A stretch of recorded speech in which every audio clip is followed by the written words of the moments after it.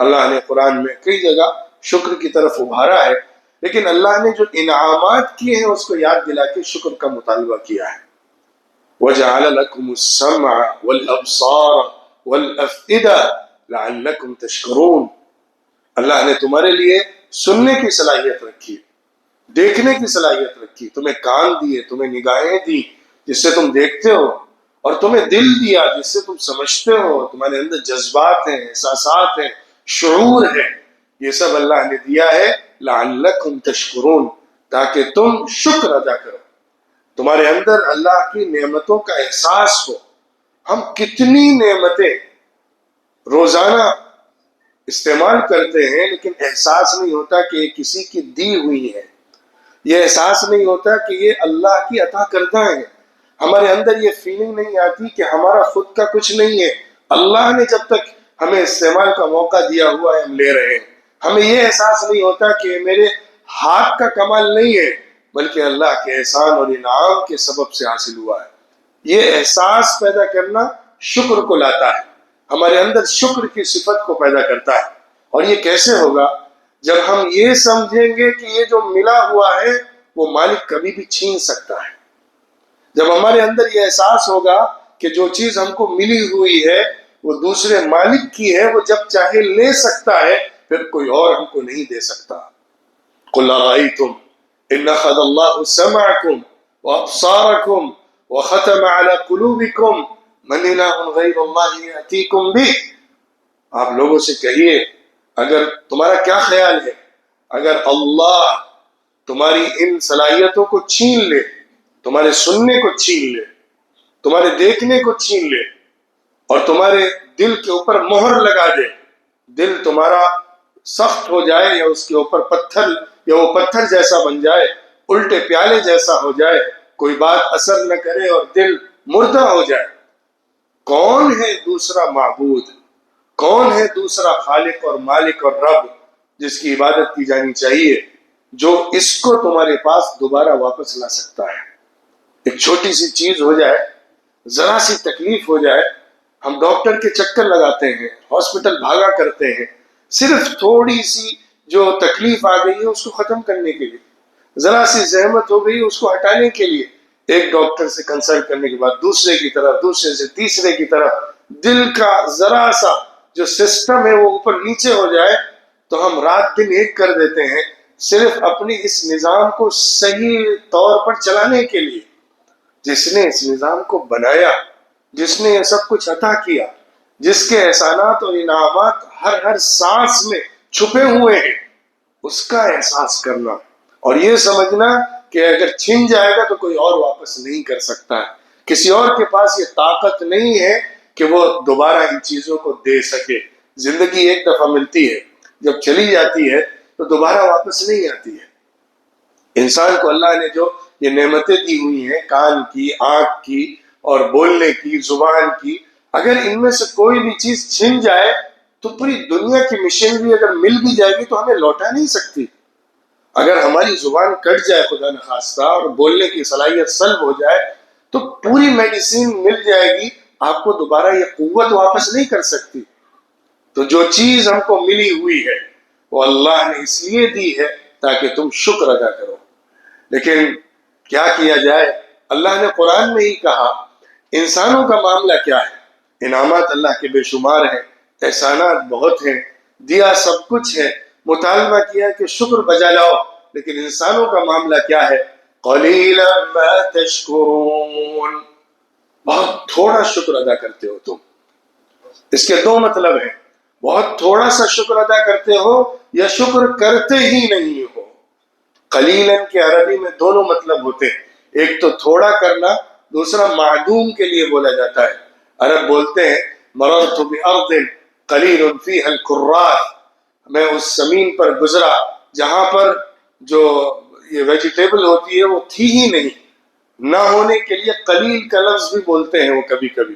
تو قلیل اما تشکرون کا ایک مطلب ہوا کہ تم شکر ادا کرتے ہی نہیں ہو، یا دوسرا مطلب ہوا بہت تھوڑا شکر ادا کرتے ہو۔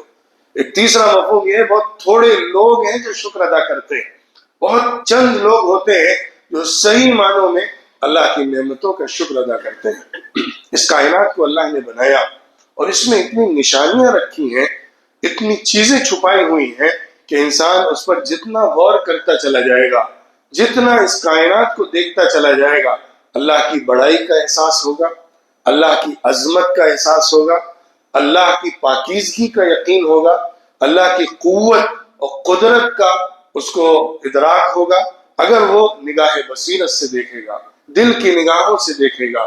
بلکہ اگر صرف ان ننگی آنکھوں سے ہی دیکھ لے اس کائنات کو، تب بھی وہ یہ محسوس کرے گا کہ اس کو بنانے والا، اس کو چلانے والا بہت بڑا ہے۔ افلا ينظرون الى الابل كيف خلقت والى السماء كيف رفعت والى الجبال كيف نصبت والى الارض كيف سطحت۔ کہ یہ لوگ دیکھتے نہیں ہیں اونٹ کو، کیسے اس کو پیدا کیا گیا۔ اونٹ جو صحرا کے اندر چلتا ہے، ایک مخلوق ہے اللہ کی، لاکھوں مخلوقات میں سے ایک مخلوق ہے جو تمہاری نگاہوں کے سامنے۔ خاص طور پر عرب کے لوگ جو صحراؤں میں رہتے تھے، ان کے لیے اونٹ سواری بھی تھی، کھانا بھی تھا، اور باربرداری کے سامان کے لیے ایک ان کے سامان کو منتقل کرنے کا ذریعہ بھی تھا۔ ان کی نگاہوں کے سامنے رہتا تھا، ہر وقت اس کو دیکھتے تھے، اس کی صفات سے واقف تھے۔ تم دیکھتے نہیں ہو اونٹ کو کیسے پیدا کیا گیا، اور تم دیکھتے نہیں ہو زمین کو کیسے بچھا دیا گیا، دیکھتے نہیں ہو آسمان کو کیسے اٹھا دیا گیا، تم دیکھتے نہیں ہو پہاڑوں کو کیسے نصب کر دیا گیا۔ یہ بڑی بڑی چیزیں ہیں جو ہر ننگی آنکھ ہر وقت دیکھتی ہے، زمین کا مشاہدہ کرتی ہے، کیسی پھیلی ہوئی زمین ہے، کیسے اس کے اندر سے غلے اگ رہے ہیں۔ وہ دیکھتی ہے آسمان کو کیسے تنا ہوا ہے اور کہیں سے گرتا نہیں ہے، کہیں اس میں خلل نہیں ہے، کہیں اس کے اندر کوئی پھٹن نہیں ہے، بالکل صاف ستھرا اپنی جگہ پر قائم اور دائم۔ یہ اللہ رب العزت کی چھت ہے جو اس زمین کے اوپر، بلکہ اس پوری کائنات کے اوپر اللہ نے لگائی ہوئی ہے۔ تم دیکھو آسمان کی طرف، پلٹ پلٹ کے نگاہوں کو دوڑاؤ، کیا تمہیں اس کے اندر کوئی کمی محسوس ہوتی ہے؟ کیا اس کے اندر تمہیں کچھ پھٹن دکھتی ہے؟ اللہ نے زمین کو بھی بنایا، ہموار کیا، رہنے کے لائق بنایا، اس کے اندر سے غلے اگائے تاکہ انسان اس کی چیزوں کو استعمال کر سکے۔ دونوں باتیں، ایک تو زمین کو پھیلانا، پھر زمین کو ہموار کرنا، کہ اس کے اندر انسان رہ سکے اور اس کے اندر سے نکلنے والے اور اگنے والے غلے کو استعمال کر سکے۔ یہ ساری چیزیں زمین کے حوالے سے اللہ رب العزت نے ذکر فرمائی ہے۔ تو زمین بھی ایک اللہ کا عظیم شاہکار ہے۔ اسی طرح پہاڑ ہے، پہاڑوں کو اللہ نے جو گاڑا ہوا ہے، نصب کیا ہوا ہے، میخ کی شکل میں اس زمین پر پہاڑوں کو لگایا ہوا ہے، اس کو دیکھنے کا حکم دیا، اس کو دیکھ کر انسان عبرت حاصل کر سکے اور اس کو دیکھ کر انسان اللہ کی قدرت کا مشاہدہ کر سکے، اس کی دعوت دی گئی۔ اس کے علاوہ قرآن میں بے شمار مقامات ہیں جس میں انسان کے آس پاس جو کچھ نظر آ رہا ہے، جو کچھ دکھ رہا ہے، انسان جن چیزوں کا تجربہ کر رہا ہے، ان کی طرف دیکھنے کا حکم دیا گیا ہے، ان پر غور کرنے کا حکم دیا گیا ہے۔ اللہ کی عظیم ترین کائنات جو اس وقت ہماری نگاہوں کے سامنے، اور جتنی زیادہ سائنس آگے بڑھ رہی ہے، ریسرچ آگے بڑھ رہا ہے، جتنا ہم ایسٹرونومی کو پڑھتے چلے جا رہے ہیں اور اس میں ڈسکوریز کرتے چلے جا رہے ہیں، اتنا ہی زیادہ اللہ کی قدرت کے نمونے ہمارے سامنے کھل رہے ہیں۔ انسان جتنا غور کر رہا ہے، چاہے وہ زمین کی تہوں میں اتر کر ہو یا آسمان کی فضاؤں میں اڑ کر ہو، یا سمندروں کے تہ میں جا کر ہو یا آسمان کی چوٹیوں پر پہنچ کر ہو، انسان جہاں جہاں غور کر رہا ہے اس کے سامنے اللہ کی قدرت کے نمونے کھل رہے ہیں۔ آپ غور کریے یہ کائنات کتنی وسیع ہے اور ہم اس میں کتنے چھوٹے سے حصے کو لیے ہوئے۔ یہ پوری زمین اس کائنات میں بہت بڑے ریگستان کے ایک ریت کے ذرے کے برابر بھی نہیں ہے۔ اتنا بڑا ایک بہت ڈیزرٹ ہوتا ہے، بہت بڑا، اس کے اندر جو ریت کا ایک ذرہ ہوتا ہے، اتنی حیثیت بھی اس پوری کائنات میں ہماری زمین کی نہیں ہے۔ اتنی وسیع کائنات اس نے بنائی اور ہم کو اس زمین کا راجا بنایا، اپنا منظور نظر بنایا، رحمت کی خاص توجہ فرمائی، اس مخلوق کو سب سے اشرف بنایا، سب سے عظیم مرتبہ دیا۔ اس پر ہی اللہ کا کتنا شکر ادا کیا جائے کہ ہم انسان ہو کر اس کائنات میں آئے ہیں۔ اللہ کی ساری مخلوقات میں سے بطور انسان کے ہم کو منتخب کیا گیا ہے یہ اللہ کا اتنا بڑا احسان ہے کہ انسان اس کو سمجھ ہی نہیں سکتا جب تک کہ وہ اللہ کی نعمتوں کا ادراک نہ کرے۔ اس کائنات کی وسعت کا اندازہ بہت ساری چیزوں سے کیا جا سکتا ہے، لیکن ایک دو مثالوں سے آپ سمجھیے کہ جیسے ایسٹرونومی میں بتایا جاتا ہے کہ سب سے زیادہ اسپیڈ جو ہوتی ہے وہ لائٹ کی اسپیڈ ہوتی ہے۔ لائٹ کی اسپیڈ کسی چیز کو کاؤنٹ کرنے کے لیے سب سے فاسٹسٹ مانی گئی ہے، سب سے تیز جو روشنی ہوتی ہے وہ لائٹ کی جاتی ہے۔ اس کے اندر جو لائٹ کی اسپیڈ ہے اگر اس کو کاؤنٹ کریں آپ تو اس کائنات میں جو ستارے اور سیارے نظر آ رہے ہیں وہ ہم سے کتنے فاصلے پر ہیں، اس کا اندازہ آج بھی لگانا مشکل ہے اور کیلکولیٹ کرنا ناممکن ہے۔ ایک سیکنڈ میں لائٹ 3 لاکھ کلومیٹر جاتی ہے۔ ایک سیکنڈ کے اندر within a second light کی اسپیڈ 3 لاکھ کلومیٹر ہے۔ ملینس ایئرز گزرنے کے بعد بھی آج اس زمین پر کتنے ہی ستارے ایسے ہیں جن کی روشنی پہنچی نہیں ہے، کتنے ہی ستارے ہیں جن کی روشنی ملین سال سے رن کر رہی ہے، چل رہی ہے، لیکن زمین تک آ نہیں پائی ہے ابھی تک، حالانکہ اس کی اسپیڈ ایک سیکنڈ میں 3 لاکھ کلومیٹر ہے۔ تو یہ زمین کتنے فاصلے پر ہے ان سیاروں سے جو ملین ایئرز پہلے سے ان کی روشنی چل رہی ہے، سفر کر رہی ہے اور اس زمین تک نہیں پہنچی ہے۔ ہم جب رات کے اندھیرے میں اوپر آسمان میں ستاروں کو دیکھتے ہیں، ان میں سے کتنے ایسے ہیں جو ختم ہو چکے ہیں، لیکن ان کی روشنی لاکھوں سال کے بعد آج زمین پر ہم تک پہنچی ہے تو ہم کو نظر آ رہی ہے، حالانکہ ایٹ پریزنٹ وہ بلیک ہول بن چکے ہیں، وہ وجود ہی نہیں رکھتے ہیں، اپنا ختم ہو چکے ہیں، لیکن زمین سے ہم کو ابھی وہ ستارے کی شکل میں نظر آ رہے ہیں۔ آج سے کئی لاکھ سال کے بعد وہ مدھم ہو جائیں گے یا ختم ہو جائیں گے، کیونکہ ان کی روشنی جب تک سفر کر رہی ہے، ہم تک پہنچ رہی ہے تو اس میں لاکھوں سال بیت چکے ہیں۔ تو اس کائنات کی وسعت کا اندازہ لگانا مشکل ہے۔ یہ سب آسمان کے نیچے کی کہانی ہے۔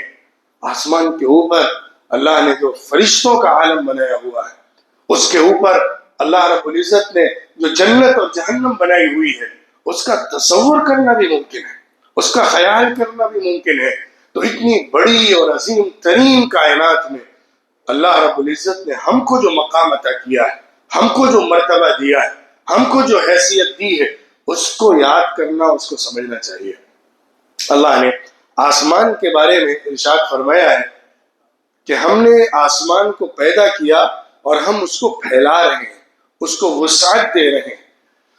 موجودہ سائنس اس بات کو بتاتی ہے کہ اس کائنات کا جو وجود ہے وہ ہر سال بڑھتا رہتا ہے، اس کے اندر تھوڑا بہت فاصلہ اضافی ہوتا چلا جاتا ہے، گیلیکسیز کا گیلیکسیز سے اور ایک کائنات کا دوسری کائنات سے جو ڈسٹینس ہے وہ بڑھ رہا ہے، اور یہ کائنات جو ہے آسمان کے نیچے پوری جو فضا ہے یہ ایکسٹینڈ ہو رہی ہے، یہ پھیل رہی ہے۔ لیکن قرآن نے زمین کے بارے میں کہا کہ ہم زمین کو سکڑ رہے ہیں، زمین کو چھوٹا کر رہے ہیں، آسمان کو وسعت دیتے چلے جا رہے ہیں اور زمین کو سکیڑتے چلے جا رہے ہیں۔ ننقصها من اطرافها، ہم زمین کو اس کے کناروں سے کم کر رہے ہیں۔ اس کا مطلب یہ ہے کہ زمین وہ خشکی ہے جس پر رہا جاتا ہے، وہ خشک حصہ ہے کہ جس کے اوپر انسان زندگی گزارتا ہے، وہ حصہ کم ہوتا چلا جا رہا ہے۔ یعنی زمین پانی سے بھر رہی ہے اور اس میں جو خشکی ہے وہ حصہ کم ہو رہا ہے۔ یہ جیسے جیسے قیامت آتی چلی جائے گی اسی اعتبار سے مزید کم ہوتا چلا جائے گا۔ تو یہ دونوں نشانیاں جو اللہ نے زمین کے حوالے سے اور فضاؤں کے حوالے سے اور کائنات کے حوالے سے ارشاد فرمائی ہیں، اسی کو سامنے رکھیں تو ہمیں نظر آتا ہے کہ اللہ رب العزت نے کس قدر عظیم اور کتنی مضبوط اپنی قدرت کی نشانیاں اس کائنات میں رکھی ہوئی ہیں۔ پھر اس اللہ نے ہر مخلوق کی ضرورت کا سامان رکھا ہے، ورنہ کوئی مخلوق سروائیو نہیں کر پائے گی۔ جو پیدا ہوتی ہے اس کے جینے کا انتظام بھی ہوتا ہے، کوئی مخلوق خود سے انتظام نہیں کر سکتی۔ ہم جو کچھ بھی اپنے پاس رکھتے ہیں، جتنی بڑی بڑی دولتیں ہوں یا جو کچھ بھی ہمارے پاس ہو جو قیمتی سامان کہلاتا ہے، وہ سب ہمارا پیدا کردہ نہیں ہے، ہمارا حاصل کردہ ہے۔ ہم نے اس کو ارن کیا ہے، ہم نے اس کو اکوپائی کیا ہے، ہم نے اس کو اپنے ہاتھ میں لے کر قبضہ کیا ہے، لیکن اس کو پیدا کرنے کی طاقت ہمارے اندر نہیں ہے. تو یہ نعمت کسی اور کی ہے، احسان کسی اور کا ہے، انعام کسی اور کی طرف سے ہے. ہمیں اس کا شکر ادا کرنا ہے. ہماری طرف سے مطالبہ یہ ہے، اللہ کی طرف سے ہم سے مطالبہ یہ ہے کہ ہم اس کا شکر ادا کریں. اور شکر ادا ہوگا زبان سے بھی، عمل سے بھی. شکر کے لیے دونوں چیزیں مطلوب ہیں. ایک زبان سے شکر ہوتا ہے جس میں اللہ کی تعریف کی جائے، حمد و ثنا بیان کی جائے. اس کا بہترین لفظ الحمدللہ ہے، جس سے قرآن کا آغاز بھی کیا گیا اور دعاؤں کی شکل میں بھی ہم کو یہ پڑھنے کا حکم دیا گیا. کھانے کے بعد الحمدللہ کہو، کوئی بھی نعمت حاصل ہو اس کے بعد الحمدللہ کہو، تمہیں کچھ بھی تکلیف تم سے دور ہو تو اللہ کا شکر ادا کرو، الحمدللہ کہو. اس کا مطلب یہ ہے کہ تمہارے اندر جب زبان سے الحمدللہ کہتے ہو تو یہ احساس رہے کہ یہ چیز اللہ کے عطا کردہ ہے، اللہ کے دینے سے ملی ہے اور اللہ کے فضل سے حاصل ہوئی ہے. اس میں میرا کمال نہیں ہے، اس میں میرا ہاتھ نہیں ہے، اس میں میری کچھ بڑائی نہیں ہے. ساری تعریف اللہ کے لیے. الحمدللہ کا مطلب ساری کی ساری تعریف اللہ کے لیے. یعنی میں نے جو کچھ بھی حاصل کیا، مجھے جو کچھ بھی ملا، وہ محض اللہ کے دینے سے ملا ہے. میرا خاص کمال یا میرا کوئی امتیاز اس میں نہیں ہے. یہ احساس پیدا ہونا شکر کو لاتا ہے. ورنہ انسان کے اندر احساس اس کا اپوزٹ کیا پیدا ہوتا ہے؟ یہ تو میرا ہے، میرے ہاتھ کا ہے، میرا کمال ہے، میری قوت ہے، میری طاقت ہے، میرا ہنر ہے. تمہارا ہنر، تمہارا کمال، تمہاری قوت، تمہاری طاقت، تمہاری صلاحیت، سب کچھ اپنی جگہ وہ سبب ہے، وہ ایک ذریعہ بنی ہے، لیکن اصل میں ملا تم کو اللہ کی طرف سے ہے. ورنہ تمہارے جیسے کتنے ہیں جن کے پاس ہنر ہے، صلاحیت ہے، طاقت ہے، لیکن وہ تمہارے جیسی نعمت نہیں پا پائے، ان کو نہیں ملی. کیوں ایسا فرق ہوا؟ اگر کوئی چیز محض علم سے حاصل ہوتی یا صلاحیت سے حاصل ہوتی، تمہارے جیسے اور 50 لوگ ہیں، وہ تمہاری جیسی نعمت کیوں نہیں رکھتے ہیں؟ سوال یہ پیدا ہوتا ہے. اس کا مطلب وہ تم نے محض اپنے علم سے اور محض اپنی طاقت سے نہیں حاصل کیا ہے. جو انسان اس بات کو محسوس کر لے، بلکہ اس بات پر یقین پیدا کر لے کہ چھوٹی سے چھوٹی چیز بھی محض اللہ کی طرف سے ہوتی ہے اور بڑی سے بڑی چیز بھی اللہ کے دینے سے ملتی ہے، تو اس کے اندر شکر کے جذبات پیدا ہوں گے. یہ جذبہ شکر کا سب سے قیمتی جذبہ ہے. جس کے اندر بھی یہ پیدا ہو جائے اور جس کے اندر بھی اللہ کی شکر گزاری کا احساس ہو، وہ بندہ ہمیشہ اللہ کی عبادت اور اطاعت میں رہتا ہے. اللہ کی عبادت اور اللہ کی اطاعت میں رہتا ہے. اور جب شکر کی صفت اس کے اندر سے نکلتی ہے تو پھر عبادت بھی اس کی چھوٹ جاتی ہے اور اطاعت تو اس کے اندر نہیں پیدا ہوتی. شکر برابر کرتے رہنا ہے، ایک دفعہ کہہ کر چھوڑ نہیں دینا ہے. ہر نعمت پر شکر ادا کرنا ہے. ایک حدیث میں اللہ کے رسول صلی اللہ علیہ وسلم نے بیان فرمایا، اللہ اس سے راضی ہوتا ہے جو شخص ایک لقمہ بھی کھاتا ہے تو اس پر اللہ کی تعریف کرتا ہے، ایک گھونٹ بھی پیتا ہے تو اس پر اللہ کی حمد کرتا ہے. اللہ کی حمد ہر چھوٹی سے چھوٹی نعمت اور بڑے سے بڑے احسان کے اوپر ہوتی ہے. لَإِن شَكَرْتُمْ لَأَزِيدَنَّكُمْ، یہ بھی اللہ کی طرف سے حکم ہے کہ شکر برابر کنٹینیوس چلتا رہے، ختم نہ ہو. شکر انسان کو اللہ کی نعمت کو بڑھانے کا سبب بنتا ہے. جتنا زیادہ شکر ہوگا اللہ کی طرف سے انعام اتنا زیادہ ہوگا. ایسا ضروری نہیں ہے کہ انسان نے شکر ادا کیا اور چیز ڈبل ہو گئی. ایسا نہیں ہے کہ انسان نے اللہ کی حمد و ثنا کی اور جو نعمت ملی ہوئی تھی اس میں اضافہ ہی ہو گیا ظاہر میں. بلکہ اصل مطلب یہ ہوتا ہے کہ انسان شکر ادا کرتا ہے تو اللہ کے انعامات میں برکت پیدا ہوتی ہے. یہ برکت جو ہے وہ زیادتی ہے. زیادتی برکت کا لفظ، برکہ کا لفظ جو ہوتا ہے وہ زیادہ ہونے کے مطلب میں ہوتا ہے. اور زیادتی جو ہوتی ہے وہ دو طرح سے ہوتی ہے. ایک تو کوانٹیٹی میں ہوتی ہے، دوسری کوالٹی میں ہوتی ہے. کوانٹیٹی میں زیادہ ہونا، 1 کا 2 ہو جانا، 5 کا 10 ہو جانا. اور کوالٹی کے اندر یہ ہے کہ انسان کو جو چیز ملی ہے اس کا صحیح استعمال کر لے، اس کے ذریعے سے مکمل فائدہ اٹھا لے اور اس کے نقصانات سے بچ جائے. کسی کو مال ملا، اس نے شکر ادا کیا ہو سکتا ہے اس کا مال ڈبل ہو جائے، لیکن ہو سکتا ہے نہ ہو، یا ہو سکتا ہے تھوڑا کم رہے، لیکن شکر نہیں چھوڑنا ہے، کیونکہ شکر کے بدلے میں زیادتی ہو رہی ہے۔ اور وہ زیادتی کیسی ہے؟ اللہ کی طرف سے اس شکر کے نتیجے میں اس کی زندگی میں برکت آئی ہے۔ وہ برکت اس مال کے صحیح استعمال، اس کے انسان کے اوپر استعمال کرنے، اس کے محفوظ رہنے، ضائع ہو جانے سے بچنے، کسی آفت کا شکار ہو جانے سے محفوظ رہنے کی شکل میں ہوتا ہے۔ اور وہ برکت انسان کی صحت کی شکل میں ہوتی ہے، انسان کی تندرستی اور انسان کی مصیبتوں سے محفوظ رہنے کی شکل میں ہوتی ہے۔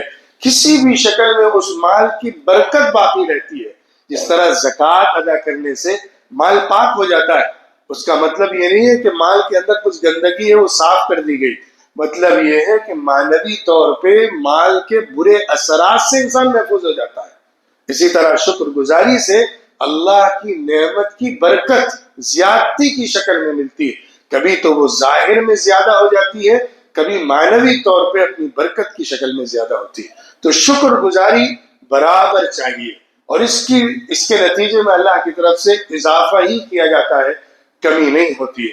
صدقے کے بارے میں اللہ نے فرمایا یمحق اللہ الربا ویربی الصدقات، جو ربا ہوتا ہے ظاہر میں وہ اضافہ ہوتا ہے، سود اور انٹرسٹ جو ہوتا ہے ظاہر میں اس میں اضافہ ہوتا ہے، 1 کا 1.5 بن گیا، 2 کا 2.5 بن گیا، 3 کا 5 بن گیا، انسان نے جو دیا اس سے بڑھ کر واپس لیا۔ انٹرسٹ میں تو ایسا ہی ہوتا ہے، جو دیتا ہے اس سے زیادہ واپس لیتا ہے، لیکن اصل میں سود کو اللہ مٹاتا ہے، اس سے کمی ہوتی ہے، اس کے اندر سے نقصانات پیدا ہوتے ہیں اور وہ کم ہوتا چلا جاتا ہے، حالانکہ ظاہر میں وہ بڑھ رہا ہے۔ دوسری طرف صدقہ ہے، خیرات ہے، وَيُرْبِ الصَّدَقَةِ، اور جو صدقہ ہے، خیرات ہے، اور مال خرچ کرنا ہے اللہ کے راستے میں، اس کے حوالے سے اللہ کہتا ہے کہ اس میں اضافہ ہو رہا ہے، اس میں بڑھوتری ہو رہی ہے، اس کو بڑھایا جا رہا ہے۔ یہ بڑھانا کیا ہے؟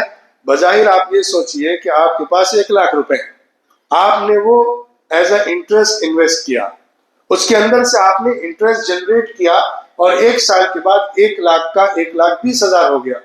بظاہر کوانٹیٹی میں، نمبر میں آپ کے پاس زیادہ اماؤنٹ جمع ہو گیا۔ دوسری طرف آپ کے پاس 1 لاکھ تھا، آپ نے 20,000 صدقہ کر دیا، اب وہ آپ کے پاس 80,000 بچا ہوا ہے۔ دونوں کو کمپیئر کریں گے تو سامنے سے دیکھنے والی نگاہ یہی کہے گی کہ انٹرسٹ میں فائدہ ہے، اضافہ ہے، اور صدقے اور خیرات میں کمی ہے اور نقصان ہے۔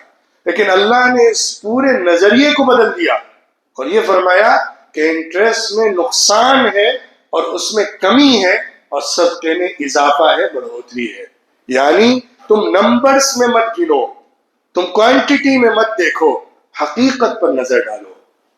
سود کھانے والا، سود پر مال جمع کرنے والا جن نعمتوں سے محروم ہوتا ہے، اس کو اگر کاؤنٹ کریں گے آپ ان 20,000 سے، تو آپ کو نظر آئے گا کہ وہ نقصان میں چلا گیا ہے۔ مال محض نمبرز کا کھیل نہیں ہے، مال بینک بیلنس کا نام نہیں ہے، مال ذریعہ ہے راحت کا، سکون کا، اطمینان کا، لطف اٹھانے کا، اور اس کا استعمال کر کے خوشی پانے کا۔ سود خور اس خپتی شخص کی طرح ہوتا ہے جس کو شیطان نے چھو کر بدحواس کر دیا۔ وہ مال کی لالچ میں اندھا ہوتا ہے، وہ لوگوں کے لیے نہ سمپیتی رکھتا ہے نہ ایمپیتھی رکھتا ہے، اس کے اندر حیوانیت پیدا ہوتی ہے، اس کے اندر مال کی لالچ اور ہرس اندھا بنا دیتی ہے، اخلاقیات چھوٹ جاتے ہیں۔ یہ چیزیں جو انسان کے اندر آتی ہیں وہ اس کو نقصان پہنچاتی ہیں، وہ اس کے اندر کے انسان کو مار دیتی ہیں۔ دوسری طرف جو احسان کرتا ہے، صدقہ کرتا ہے، ایک فائدہ تو اس کو یہ ہوتا ہے کہ اس کے اندر جو جذبات ہوتے ہیں، جو اخلاقیات ہوتی ہیں، وہ بہت اعلیٰ درجے کی ہو جاتی ہیں۔ دوسری طرف اس کے جو 80,000 بچے ہوتے ہیں، اس میں اللہ ایسی برکت ڈالتا ہے جو 1.5 اور 2 لاکھ والے کو نہیں ملتی ہے۔ وہ برکت ہوتی ہے اور انسان کو اپنی زندگی میں نظر بھی آتی ہے۔ اگر انسان صحیح نظر سے دیکھے، اپنی چیزوں کو کاؤنٹ کرے اور صحیح طور پر ٹٹولے، تو اس کو نظر آئے گا کہ اس نے جب اچھا کام کیا، نیکی کا کام کیا، احسان کا کام کیا، خیرات کا کام کیا، تو اس کے بدلے میں اس کو زندگی میں اس کا فائدہ دکھا۔ اور اس کا فائدہ ہوا، اور جس نے غلط طریقے پر، حرام طریقے پر، ناجائز طریقے پر چیزیں لی ہیں اور کمائی ہیں، اس کے نقصانات وہ اپنی کمائی میں بھی، اپنے مال میں بھی، اپنی اولاد میں بھی، اپنے گھر بار میں بھی دیکھتا ہے۔ دوسری چیز، آخرت کے اعتبار سے اس کو دیکھا جائے، ایک دنیا کی نگاہ ہے جس میں کاؤنٹ کے اندر 20,000 کا اضافہ اور 20,000 کی کمی ہے، لیکن ایک آخرت کی نگاہ ہے کہ اس 20,000 کے بدلے میں اللہ 20 لاکھ دے رہا ہے۔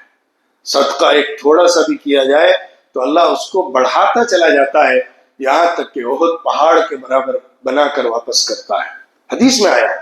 تو انسان نے تھوڑا سا خرچ کیا لیکن کل آخرت میں بہت زیادہ بڑھ کر ملا، مطلب یہ ہوا کہ انسان نے بہت اچھا سودا کیا ہے، اور انسان نے تھوڑا سا مال کمایا انٹرسٹ کے طریقے پر، حرام طریقے پر، وہ بظاہر تھوڑا سا مال ہے لیکن آخرت کی سزا اور عذاب کے مقابلے میں وہ بہت چھوٹا سا فائدہ تھا۔ ایک 20,000 کا فائدہ اگر انسان کو جہنم میں ڈال رہا ہو، جہاں اس کو لاکھوں سال جہنم کی آگ میں جلنا ہو، تو یہ 20,000 کی کیا حیثیت ہے؟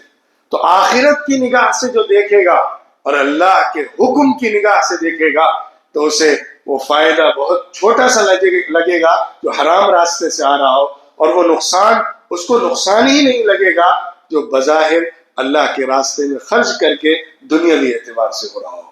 تو نگاہ کا بدلنا، نظر کا بدلنا، سوچ کا بدلنا، یہ شکر کی صفت کو پیدا کرتا ہے۔ اللہ کے سارے انعامات اور احسانات اسی لیے ہیں کہ ہم اپنے اندر شکر کے جذبات کو پیدا کریں اور اللہ کے احسان مند رہیں۔ جتنا یاد کریں گے اللہ کی نعمتوں کو، اتنا ہی شکر کی صفت پیدا ہوگی، زبان سے بھی اور عمل سے بھی۔ عمل کا شکر یہ ہے کہ ہم اللہ کی اطاعت کریں، اللہ کی نافرمانی نہ کریں، گناہ نہ کریں، اللہ کی معصیت کی طرف قدم نہ بڑھائیں۔ ہم ایک ایک سانس کے اللہ رب العزت کے احسان مند ہیں، ایک ایک سانس کا احسان ہے اللہ کا۔ ہم کیسے اس کے حکم کو توڑ کر کوئی غلط کام کر سکتے ہیں؟ یہ شکر کی صفت ہے اس ایک ایک سانس کے احسان کے بدلے میں، کہ ہم کوئی غلط بات نہیں کہیں، کوئی غلط عمل نہیں کریں، گناہ سے اپنے آپ کو بچائیں، غلط کاموں سے بچائیں، اللہ کی نافرمانی سے دور رہیں۔ یہ چیز پیدا ہوگی اگر ہمارے اندر عملی شکل میں شکر ہوگا۔ تو لسانی شکر، عملی شکر، یہ دونوں ہونا چاہیے۔ اللہ کے انعامات کو یاد کرتے ہوئے اللہ ہمیں توفیق دے کہ ہم اس کے احسانات اور انعامات کو ہمیشہ یاد رکھیں اور اس کے نتیجے میں شکر کی صفت اپنے اندر پیدا کریں، عمل سے بھی شکر کریں اور زبان سے بھی ہر وقت اللہ کی حمد و ثنا بیان کریں۔ وآخر دعوانا ان الحمد للہ رب العالمین۔